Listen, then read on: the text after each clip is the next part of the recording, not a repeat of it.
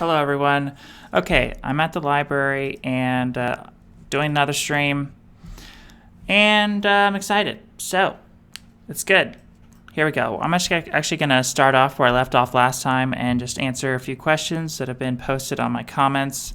So here we have a question by Bryn Weens. And, okay, it's quite dumb that you're saying we all grow long hair for a reason.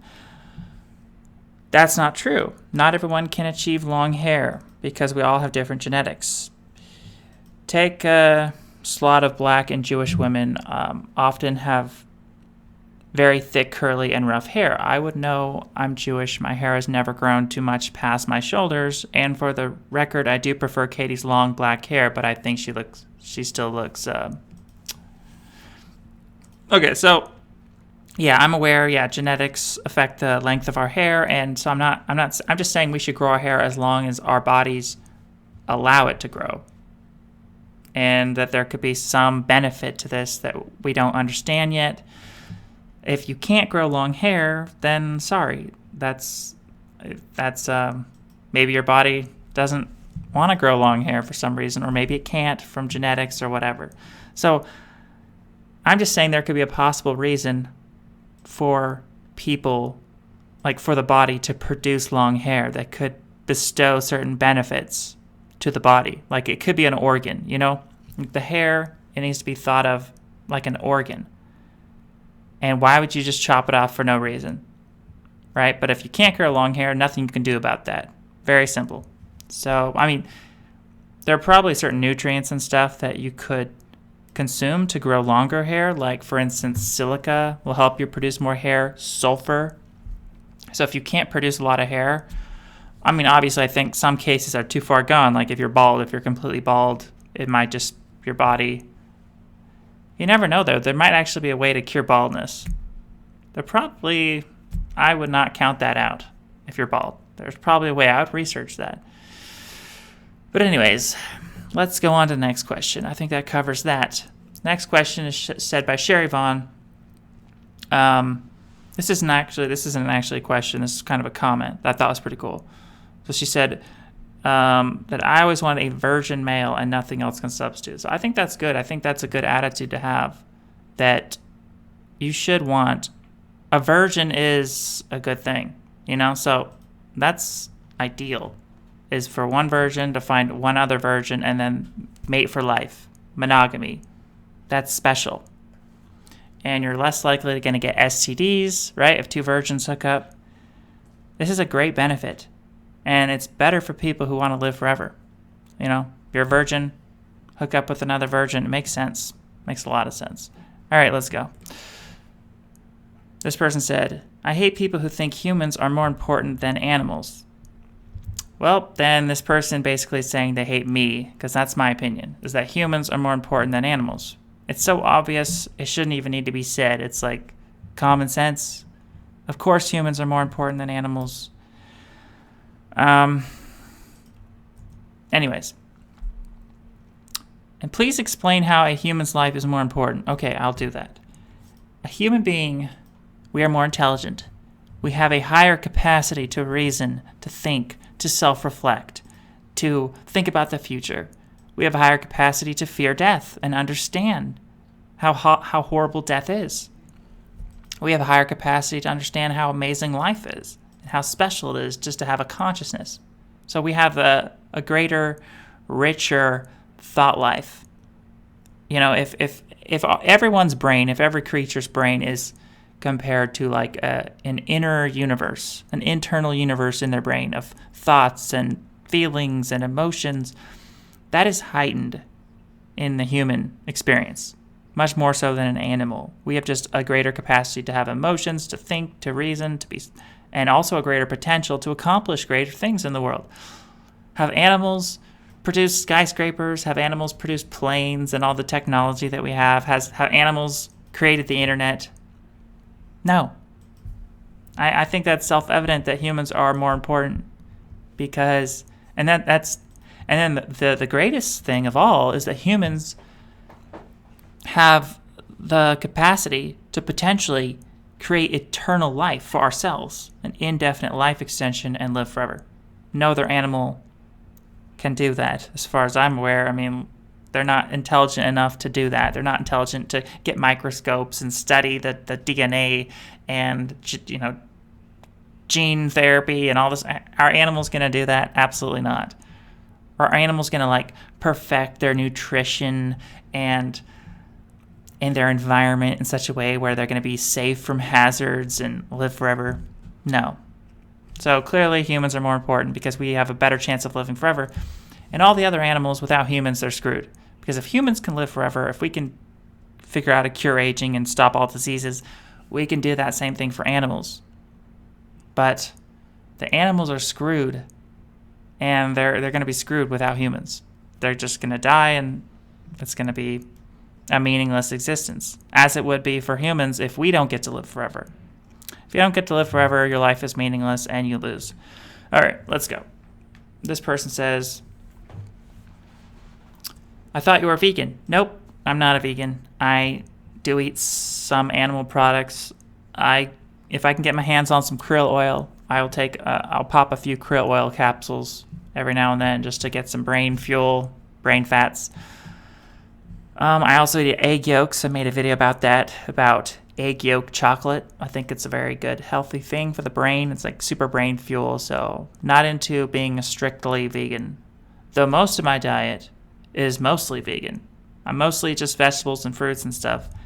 But, the small portion of my diet that is animal products, maybe 5, 4, 3% or something, very small percent, it's important. That small percent is huge in regards to brain health and everything like that. So, no, I'm not a vegan. Okay, let's see. Next question is, by the way, anyone in the live chat, if you guys have questions, feel free to ask them, and I will give it a go. All right.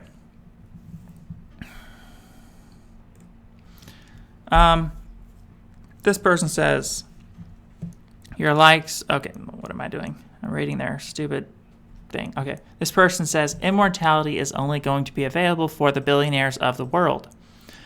Unless you prevent death yourself, there's no way you're going to have access to eternal life. The public will never know about it.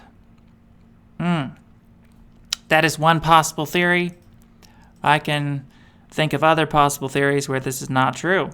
That maybe even the poor people would have the greater overall benefit in regards to possibly getting to live forever. I can foresee multiple theories that would be true, that the poor people actually have a greater chance of living forever. Just off the top of my head, there could be people that don't like that. There could be people that are already living forever, okay, and they maybe don't like the rich people living this lavish lifestyle and this self-indulgent lifestyle, and they might be disgusted by that sort of thing, and they might only share their technology with people who are living a more humble lifestyle and not indulgently lavishing themselves with this rich, selfish lifestyle. So there's just one hypothesis right there that potentially disproves this hypothesis that this person made. Could be the poor people who have a better chance of living forever. You never know.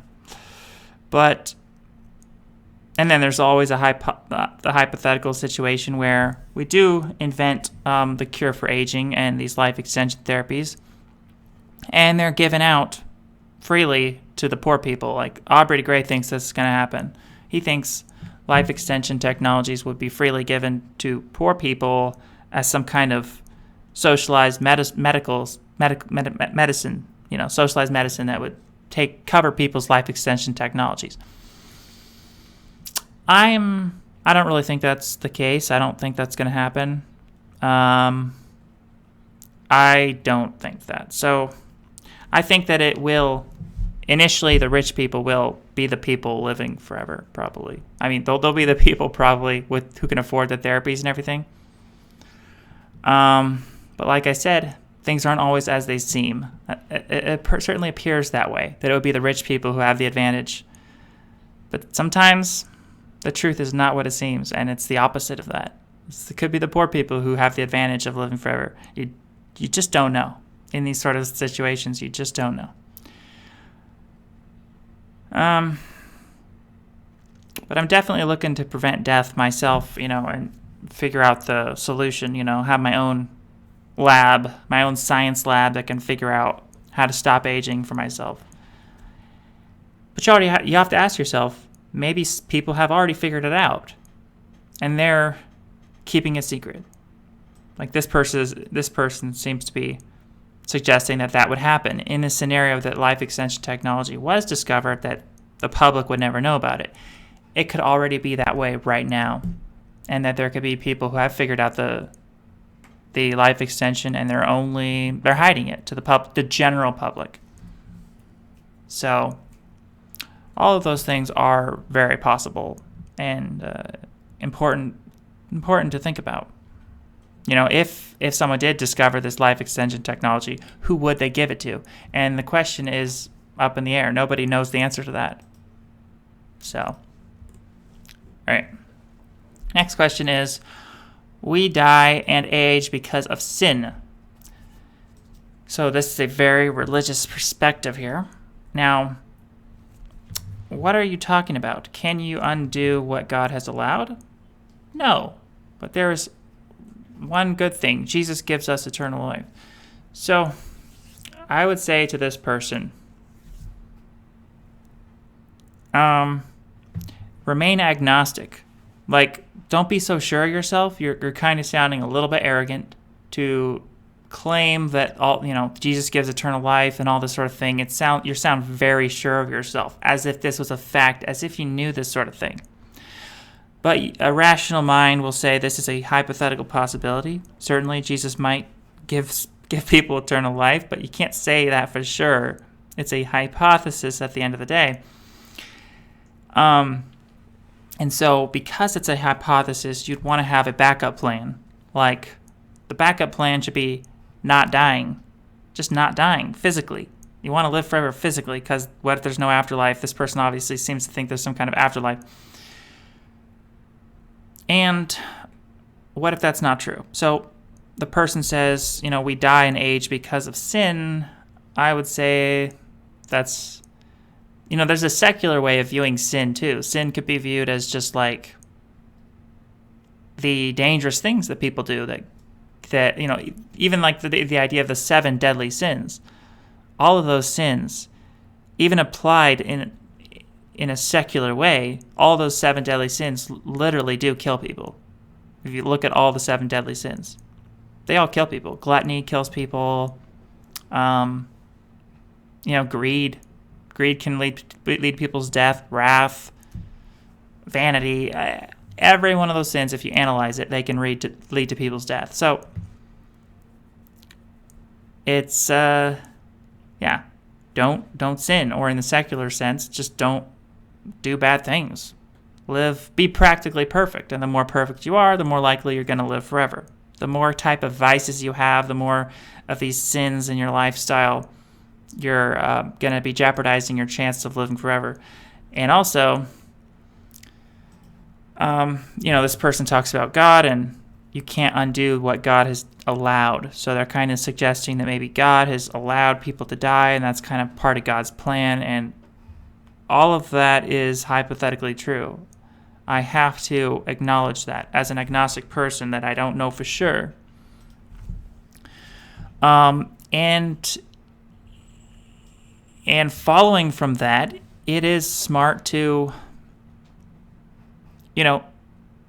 be not sin, be good, be as best you can, just in case there was a God that judges people, and the God is the ultimate arbiter and decider of who gets to live forever and stuff. It would make sense, obviously, to be as best of a person as you possibly can, right? Just in case, because you don't know. That's the agnostic position. That's the smart position. If you really wanted to live forever, you would in a way, you try to obey the rules, the hypothetical rules of a hypothetical God that nobody knows exists, but that could exist, and kind of just better safe than sorry. There's not much more I could say about that. And the rules are a complete guess. If there was a hypothetical God, no one would know the rules. And you just kind of have to guess for yourself what they might be and live according to those rules just in case. And that makes sense too. So may this person live forever. All right, let's go on. Around 8:50, you mentioned peanuts are good for longevity. At the exact same time, I'm eating pistachios. That's funny. And the TV Food Network mentioned peanuts. Wow. Synchronicity, man. Synchronicity. Okay, I know the reason you gave before of why you stay away from premarital sexual contact, but I don't remember hearing why you are against masturbating. Do you think it is bad for your health, your longevity? I would think it is good for your prostate health, not to mention emotional, physical health. From my understanding, it is bad to be wasting that kind of sexual energy. And that's whether you're a female or a guy. You don't want to be masturbating because that's kind of wasting that energy, right? All that sexual energy and those fluids, and that could have a lot of special things in it. And if you just, spill the seed, so to speak, then that's wasting your vital energy that your body could have otherwise used for longevity purposes. So that's the gist of it. And that could help you live forever if you're not wasting these sort of sexual energies. A lot of people in the no-fap movement, which I'm doing that, and I'm planning on making a presentation on the no-fap thing and how that could help us live forever. I think it's powerful. And a lot of these people say that when you don't masturbate and when you don't have orgasms all the time, then you're basically building up an energy. And that energy, that it can be used for creativity, it can be used for extra brain power, extra cognitive abilities, kind of superpowers. They call them superpowers. They're not really superpowers, but in a way they are, because they can make you live to your true potential when you're not wasting all this energy, doing all this sexual stuff. So in a way, yeah, that's generally the reason I'm against that sort of thing. All right. And I'll get more into that. I do have a presentation I've been working on. It's going to be massive. It's going to be huge, epic. So we'll talk more about that later. And this person says 2 girls at the same time. Absolutely no. That's degenerate. Okay? So, no. That's my answer to that, very simply. You're just opening up a huge can of worms. STDs. It's just degenerate in all kinds of ways. It's gross. Okay. All right. So, other than having the ability to stop aging, are there any other bodily enhancements you'd like to have? Yes, absolutely. Good question. I want to have better brain function. I hate not thinking well. I want to think faster. I want to be more articulate with my words. I want to have a greater vocabulary that I can draw upon instantaneously, and I want to have a perfect memory. I want to be able to talk very articulately. I don't feel like my brain is that great as far as being able to talk and being articulate and very, I'm not masterful with my words. I have a very limited vocabulary, and I don't think that fast. I kind of feel like I'm slow a little bit, and that bothers me. And so I would change that about my own brain. Especially perfect memory would be awesome, right? To be able to recall anything you want. That would be freaking awesome. Never forget something. That would be an enhancement of mine. And then another enhancement would be that basically any enhancement that could increase my chances of survival and living forever. So all the stuff, the superpowers that we see the X-Men have, right? Night vision or anything like that. Or, skin that can't be penetrated, or metallic things that make myself bulletproof, or especially a metallic brain, right? I mean, a metallic skull where it couldn't get smashed. Even if a big old truck were to run itself over my brain, that my skull would be able to withstand that. It wouldn't get smashed and my brain turned to a bloody pulp. I would definitely want that, and I would want to be able to fly, like Tinkerbell. That would be freaking awesome. What else? Be great to breathe underwater. I'm sure I could just come up with stuff all day. All these sort of things will help your chance of living forever. So if you can enhance your body, as long as it's not, what I'm most worried about with enhancements in the future, like cybernetic enhancements, is putting chips in your brain and all that sort of thing. Because if you do that, then hackers could potentially hack into your brain, change your thoughts, and, create false memories and all that sort of thing. You wouldn't want that. You wouldn't want your brain to be susceptible to hacking. So I don't want to change I don't want to integrate my brain too much with a computer interface where it's like susceptible to hackers. That would be awful. So let's go on. Thank you for the question. Do you think I'm stupid for believing in God? No.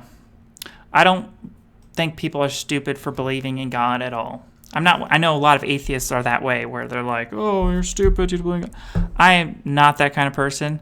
I don't even think people can choose what they believe. I don't think people have a control over what they believe. Like me, I don't choose what I believe. I don't.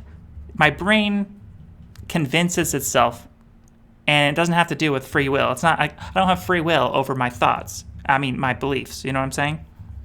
And I think it's the same way with God. For people who believe in God, they don't choose to believe in God.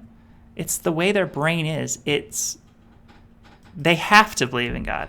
There's no other way for them to be. And it's like, it would be like sexual orientation or someone's race. It'd be like judging me. To judge you for believing in God would be like me judging you for your race.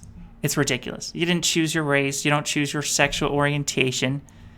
Those things, that's not what we should judge each other by. We should judge each other by our actions, our deeds.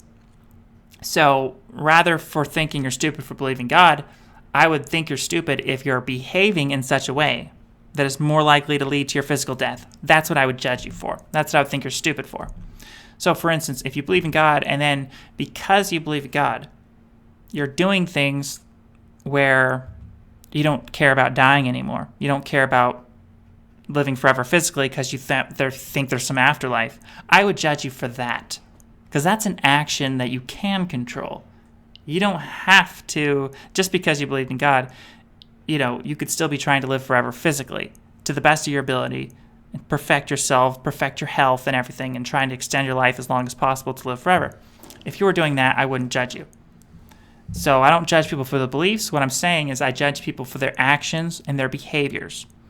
So, yeah, that's just, and I would say, if you do believe in God, just make sure you're staying agnostic about it. Like I was giving advice to the other person. Don't be sure. Don't be sure. Just say you don't know. I would say it'd be better if you said you're hoping for a God. Because even I hope for a God. It's fine to hope for a God. Just don't be so sure of yourself. And do everything you can to live forever physically, because this is the only life that we know for sure exists. Okay? Now this is Regina Spektor, and I wanted to show you guys this little clip, but I might not even have time. Maybe I'll get into this, let's see. Let's see what time it is. All right, I have time to show you this clip. This is what I'm talking about. Regina Spektor makes it very clear here about why we shouldn't really judge people for their beliefs, because it's not something we can control. So she's kind of backing up what I was just saying. Let's listen to what she says here.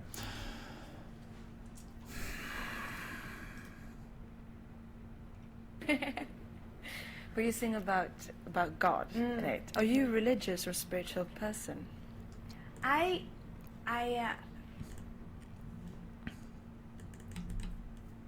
Well, the short answer to that is yes. But The long answer is that I think that I noticed on this record, actually, there's a lot of things about religion, and it was like a lot of songs that that deal with the concept of God and religion, but from many different angles. And so sometimes it's sarcastic, and sometimes it's with love, and sometimes it's with like confusion, and sometimes, you know, it just. And so I think in the end, I don't really have like this is my manifesto on God and religion. This is what I believe in, and I think that it changes from day to day, and I've always been really interested in faith, because I think I've always had it, like kind of naturally, but I'm interested in religion and tradition, and sometimes I think that it's great, and sometimes I think that, you know, it obviously does a lot of bad to people also. It makes people sometimes loathe themselves and hate others and angry, and I'm very torn about it. And there's some things that I like about it and some things I don't like about it, and I'm always spinning between the two. So I think that more and more I start to think that maybe faith or the opposite, the lack of faith, they're as natural as you know, they have nothing to do with the person's own accomplishments. Like, it's not my accomplishment that I have faith, and good for me, you know, congratulations, Regina, like, you believe, you know, because it's like congratulating myself on blue eyes or being a woman or any other thing that I had nothing to do with. And I think that you know, the sooner that people understand that just as it's natural to someone to have faith, it's just as natural to someone to not have faith, and for those two entities to just let each other be, you know, that would be a really great time, I think, in the world. But it's not, it doesn't seem to be happening right now, so, but what do you believe? Okay, so that was awesome. That was backing up what I was saying, remember? Because I was saying that people don't freaking choose their beliefs. And she basically said, you know, beliefs is not like something, it's not an accomplishment. I had nothing to do with my beliefs. So I think that's backing up what I was saying. And so the moral of the story is, regardless of what you believe, what's more important is that you're going out there and you're being awesome with your behaviors, your actions, because that's what really counts at the end of the day. It's what people do. So strive to live forever physically. That's the most important thing. And you're perfecting yourself and you're being the most perfect person you can, because that all has to do with actions. You do have control over your actions. Never forget that. That's what we must take responsibility of, our own actions. It's like that Jewel song, that Jewel Kilcher song says, "Who will save your soul if you won't save your own?" Be responsible for your own eternal life. And this is the message. Your beliefs don't make you a better person. Your behavior does. Anyways, that's all. I have to end this because this is my time at the library is ending. Thank you, and we'll do another live stream. And thank you, everyone in the chat. I will read over the chat. Sorry, I missed a lot of the chat because I was so preoccupied. But I'm gonna save the chat, and I'm gonna look it over. Maybe I'll answer if you guys ask me any questions in the chat. I'll ask them, and then I'll answer them in the next live stream. So thank you guys, and may you live forever. Gotta go. Goodbye.